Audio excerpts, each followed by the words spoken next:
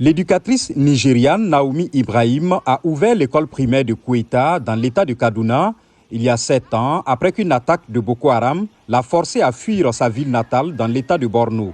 Elle dit que son objectif est d'offrir une éducation de base aux enfants touchés par le conflit, mais des vagues de violence et d'enlèvement de masse menacent son travail et éloignent les élèves. Seulement 50 des 120 étudiants environ se sont présentés à la réouverture.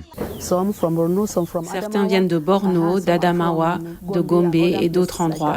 Nous ne faisons que prier, c'est Dieu qui nous protège. Kaduna est l'un des États les plus touchés par les enlèvements de masse dans les écoles qui ont commencé dans le nord du Nigeria à la fin de l'année dernière.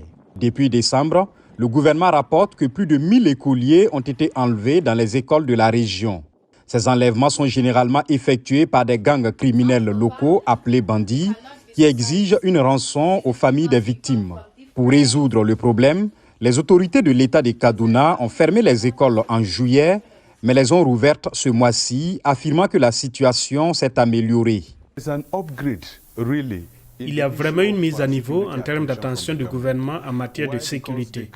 Pourquoi? Parce que le gouvernement a lancé un appel de clairon à tout l'appareil de sécurité et ils se sont rassemblés ici à Kaduna. Ils sont allés dans les forêts pour voir où les bandits sont installés. Mais pour Aïssatou Moussa, la peur que des bandits kidnappent ses enfants à l'école n'a pas disparu. J'ai peur de ce qui se passe maintenant, c'est pourquoi je ne veux pas qu'ils aillent encore à l'école. Il y a 2 semaines, l'UNICEF estimait à 1 million le nombre d'enfants nigérians qui pourraient ne pas être scolarisés à cause des problèmes de sécurité. L'agence affirme que le Nigeria compte le plus grand nombre d'enfants non scolarisés au monde, environ 13,2 millions.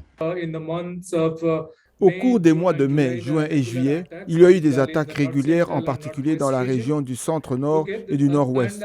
Par mesure de précaution, 11 000 écoles ont été fermées pendant cette période. Les écoles rouvrent maintenant, mais il y a toujours de l'appréhension dans l'esprit des parents.